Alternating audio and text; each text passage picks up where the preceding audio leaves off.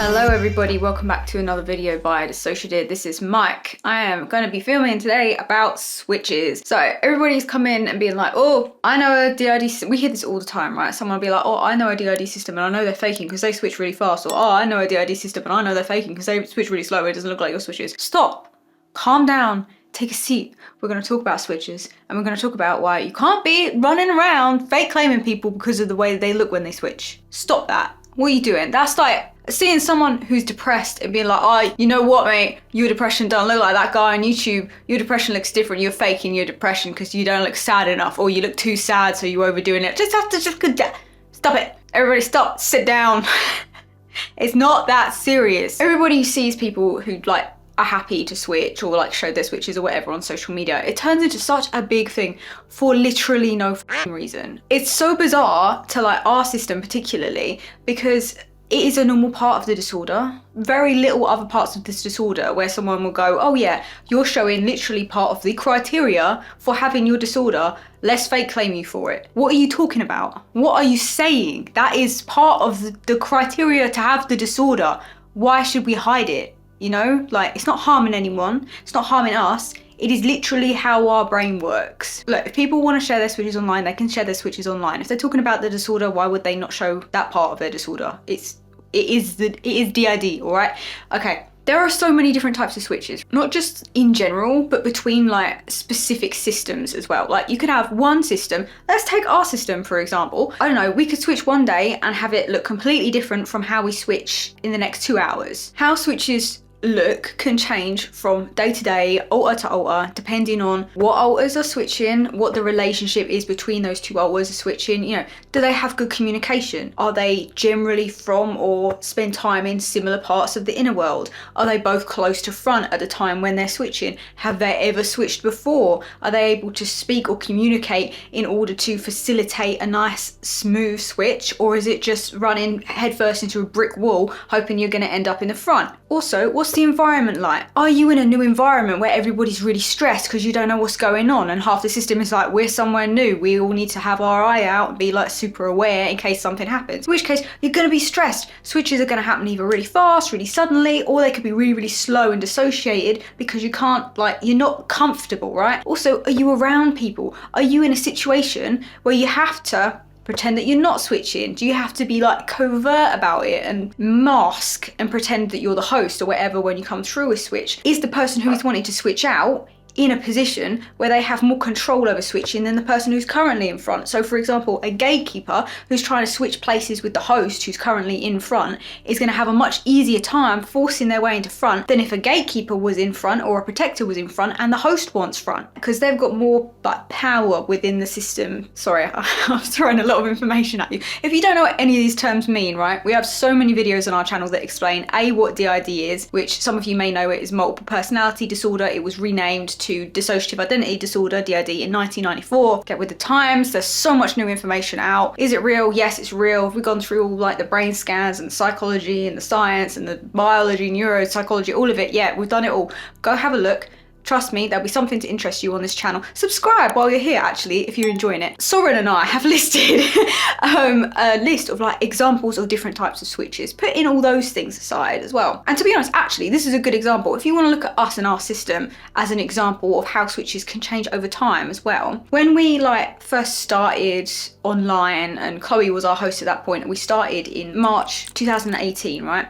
We were not used to talking about our DID. We'd only been diagnosed for a year when we started filming, or maybe even slightly, like a year when we started filming YouTube, right? So we weren't used to talking about it. We also weren't used to being in front of a camera and speaking to a camera or to an audience, to you guys, about DID. So we weren't used to that feeling, or feeling recorded or watched or whatever, and having that be a safe sensation to have, you know? When we first started making videos, there were a lot more switches because everyone, or you know, a lot of people in the system were getting this weird sense of we're being watched, or we need to be careful with what we say, or we're talking about DID, which is something that for most of our life, most of the alters in our system, their whole role was to make sure that we do not speak about the DID, that the DID does not come to light, that nobody finds out about it and the host doesn't. So having this sudden switch of we're talking about something that we're not supposed to talk about that we've been told we weren't supposed to talk about, which is fine to talk about it, all right? And also, someone's watching us, or we're aware that we are speaking to someone. What's going on?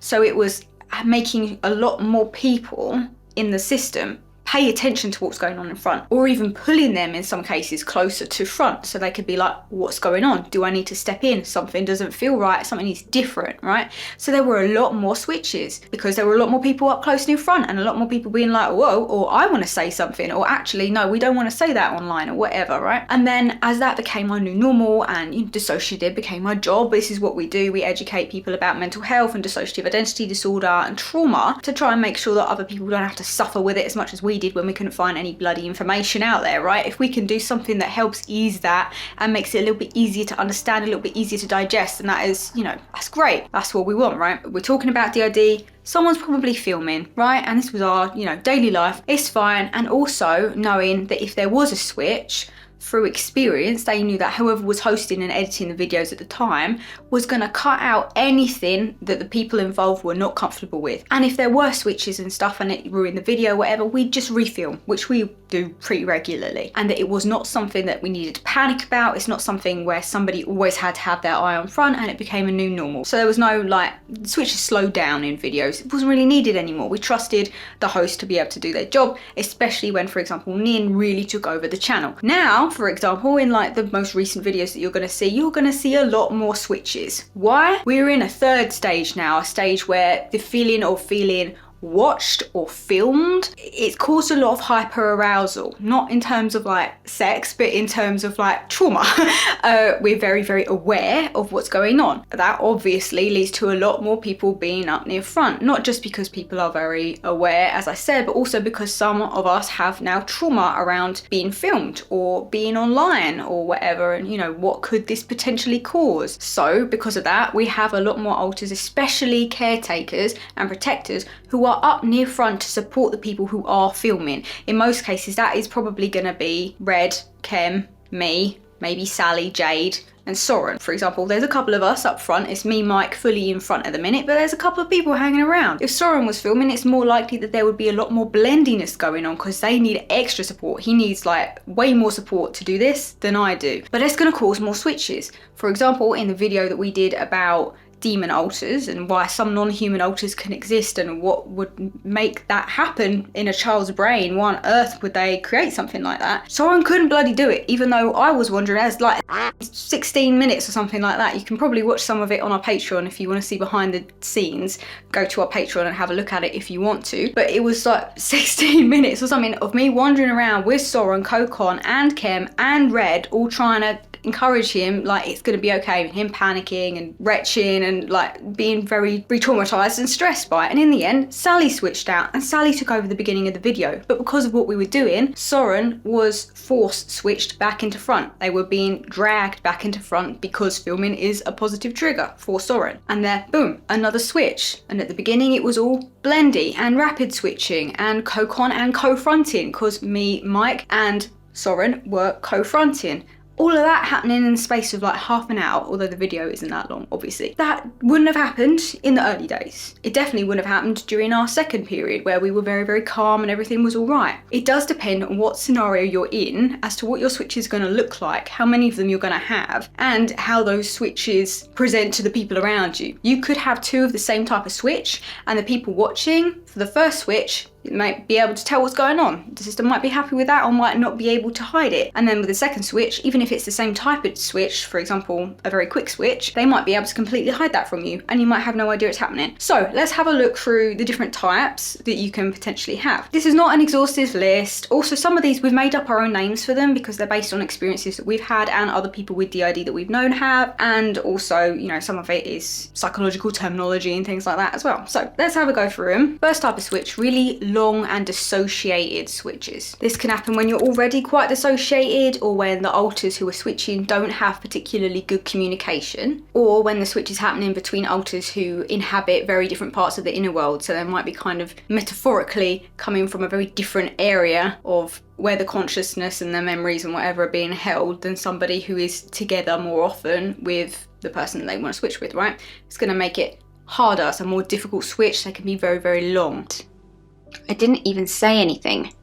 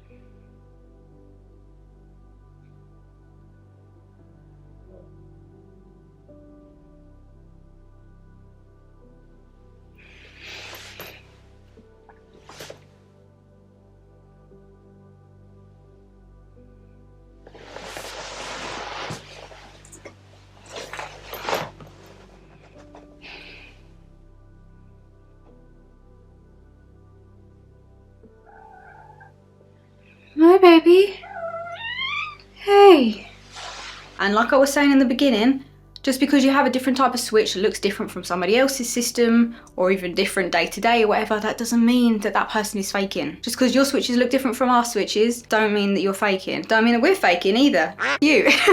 But like, you know what I mean? Everybody looks different, and that is fine. There ain't like one proper way to switch, even within systems. Right, number 2 are stuck switches. And again, this is a name we've made up for it. We call it getting stuck in a switch. This is like an extreme form of the really long dissociated switch, when you can't quite complete the switch. You get sort of stuck in the mid-ground where the switch is happening, but you can't quite almost kick it to the other side. Like you're halfway through, you're in the road, but you can't quite step up onto the pavement, right? But you're not on the first pavement. You're off the pavement, you're in the road, and you can't take the step up onto the pavement, and you're stuck.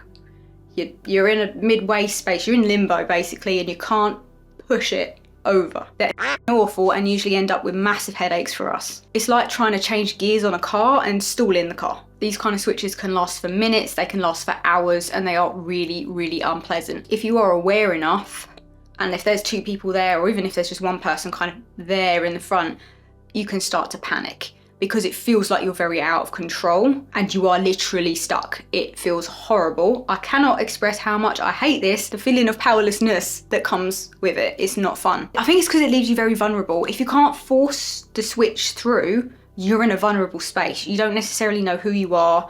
You don't necessarily have control over your body.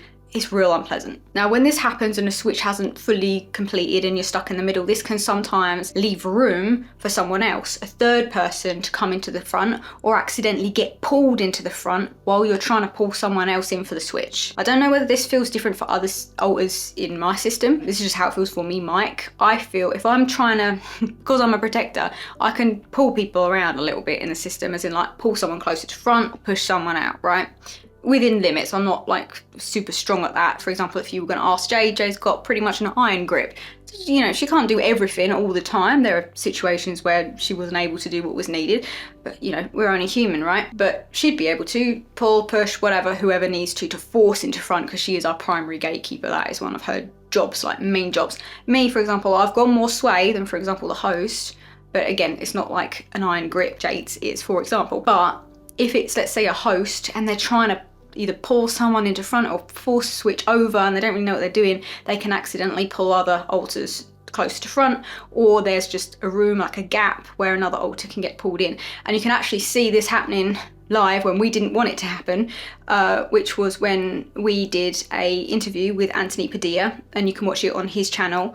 I spent a day with people with multiple personalities or something along those lines. And there's a bit where Nin and Kyle are trying to switch, and Nin actually says, I want to answer this question. And you can already hear in her voice, it's not all the way Nin. And Kyle had been in front around that point. So Kyle was like, okay, Nin wants to answer this question. I'm backing out. He moved away to try and let Nin in front, and it didn't work. And a little, who was obviously close and curious, got pulled in instead.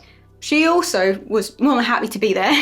She's very curious anyway, and like I said earlier, a lot of people were really close to front anyway, because we'd just flown like something like 14, 18 hours, travelled with a day's notice to a place we'd never been before. Huge buildings, lots of people, very noisy, completely alone, never travelled really alone many times before that, surrounded by people we don't know. Everyone was up close, switches were happening a lot because of the environment we were in. So of course it was then more likely that switches were going to be a bit more unpredictable. That little accidentally ended up in space. We originally asked Anthony to cut it out, and then he showed us the video and was like, I think this is actually really impactful, and we agreed, and we were like, actually, yeah, no, this will help people. We give you permission as long as you keep their identity private, which he did, and I think it really helped people. People really liked to see what it was like. But we can tell you now, that was that kind of switch. That was not an intentional switch. That little was not meant to be there. That was an accident. And that's one of the ways that it can happen, especially if you're in a stressful scenario like you were in. People can get caught, dragged in. Like, I'm dissociating now, and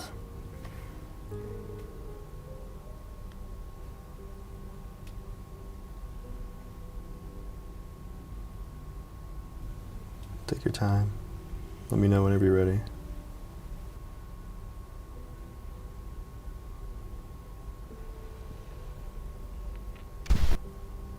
I wanted to answer the question. You can answer it. Oh no. Let me know when you want me to ask it There's again. somebody else here. I'm sorry. Oh, no problem.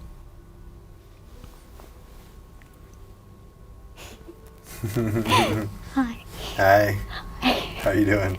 I'm good. You good? Yeah. Do you want me to set you up with a question again? Do you want to answer this? I don't know what's going on.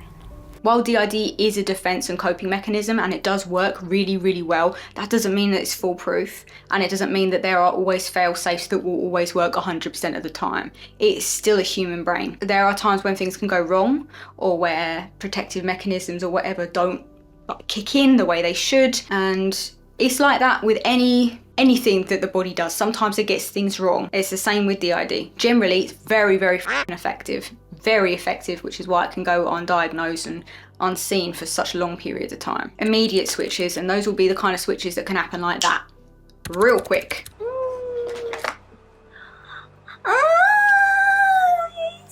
But it can happen real quick, and it can literally feel you're there 1 second and then you're gone. And those can be triggered switches, for example. If somebody is faced with a really, really strong trigger or an extremely urgent situation, then switches can be boom, done, gone. But again, usually that is triggers. And for example, in our system, the ones that will be fastest in that kind of boom situation would be something like either a persecutor has spotted an opportunity while already being near front, or Jade has been pulled in to do something that needs to be shut down immediately. Those are less common for us, but they may be the normal for other people's systems. Just depends on who you are. Number 4 are unnoticed switches. Switches where your amnesia is so strong you don't even realize that you weren't there before. You will not have any idea that you've had amnesia or that anything else has happened in your day, because the amnesia is so strong that you have amnesia around the fact that you have amnesia. You don't realize. And then sometimes, maybe attention will be called to something and you're like, oh, I've not been here for the last 12 hours, but you don't remember what the last thing you were doing was, and you don't remember when you came back, unless you've got, for example, like a timestamp somewhere. For example, you were checking a message or whatever, but you won't have realized. It happens completely subtly, very unnoticed, and sometimes this is done on purpose, sometimes it's just amnesia that's done that way, or alters trying to hide things from you. Number 5 is what we call stealth switches. These kind of switches are done specifically and intentionally so that anybody around will not know that a switch has happened. This will usually involve a switch happening intentionally from a protector or a gatekeeper. Maybe the host needs a break or something like that, and them stepping back and deliberately making the switch as invisible as possible by being very aware of what the body looks like and what's going on, and then also masking as the host or the person who was there beforehand. Sometimes this isn't necessarily intentional and it can happen automatically, especially with systems who are undiagnosed or have not told anybody that they're a system. This was like the go-to for the first 21 years of our life, right? The whole idea around switches was, as much as possible, if you're around people, do not let people know. We still do it now. Even when we're around friends who know about our DID, who know us individually, if we're out in public, sometimes I just don't want to go through, actually it's Mike now, and, deal with that. Sometimes it's just, I'm just going to pretend to be the host or whatever, and that's easier and more comfortable, even for us, who've literally made our whole life's work around being honest about DID. Sometimes it is too much, and it is okay for you to keep some things to yourselves.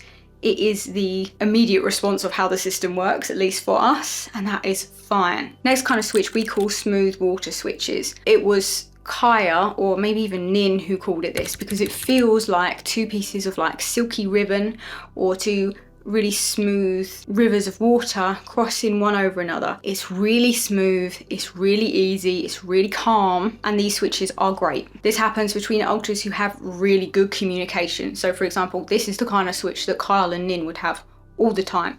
It's smooth. It's also generally the kind of switches that Soren will have between him and Red and Kem, and sometimes with me. Also, most people, unless it's like a forced switch, which we'll cover in a minute, will have this kind of switch with Jade. It'll be smooth. Either she's shoving you out or it'll be nice and smooth.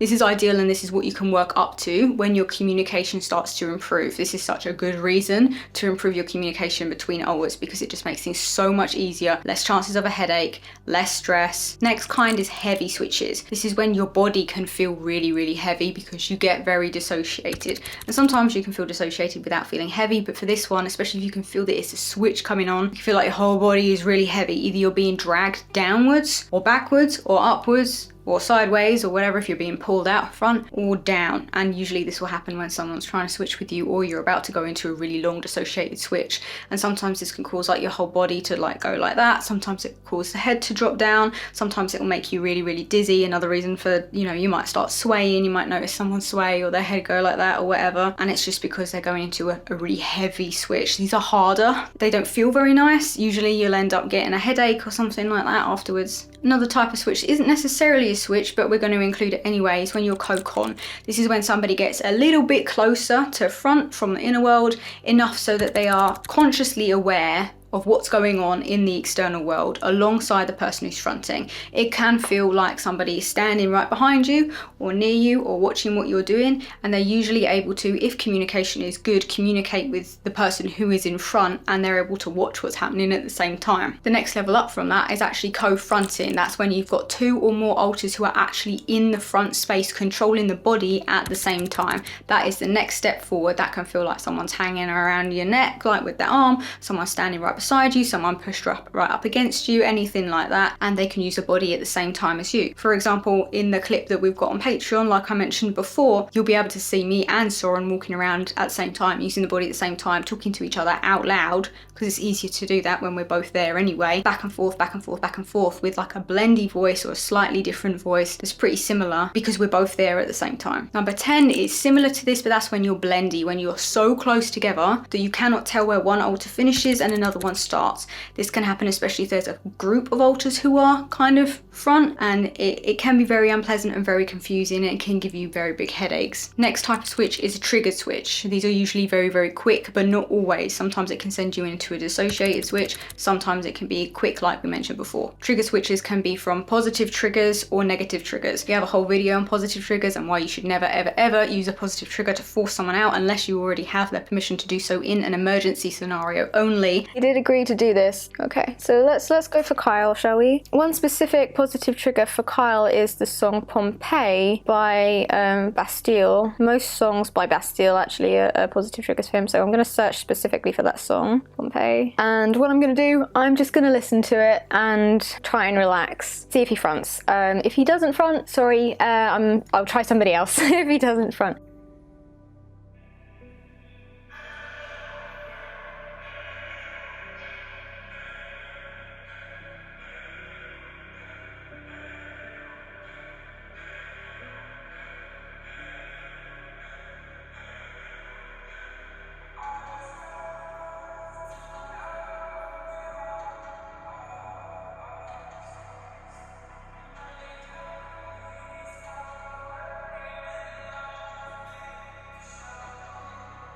Right, that was quick. 35 seconds that took. 35 seconds. I don't think you can see that, can you? Oi, camera. Come on. Come on, mate. Come on, mate. Come on.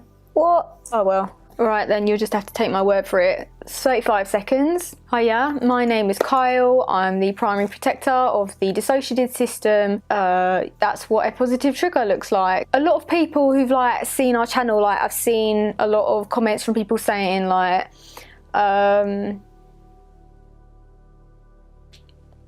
blimey, I just completely lost my train of thought. I think I'm still a bit dissociated. So after you front, if you've been if you switched, a lot of the time it kind of takes your brain like a minute to catch up. Like I've got a really bad headache right now. I can feel it coming on, and it started off quite strong as it is anyway. Just feels very much like your head's being kind of stuffed full of cotton wool. It's not nice at all. Also, it's really fucking hot in here. And negative triggers are obviously triggers based from trauma or abuse or anything like that. The last kind of trigger that I can think of at the minute is what we call snatched, when it literally feels like someone has snatched your body out front, someone has grabbed you and pulled you out front. Or it can be the other way around, someone has pushed you into the front space. You have been either dragged either from the inner world into the front space, or dragged from front space out of front space, or otherwise pushed or pulled, usually by persecutors or protectors and gatekeepers. If you ever hear someone say, I was dragged out of front, they're probably talking about feeling like that. They literally feel like they were pulled or dragged back from front by somebody who needed to step in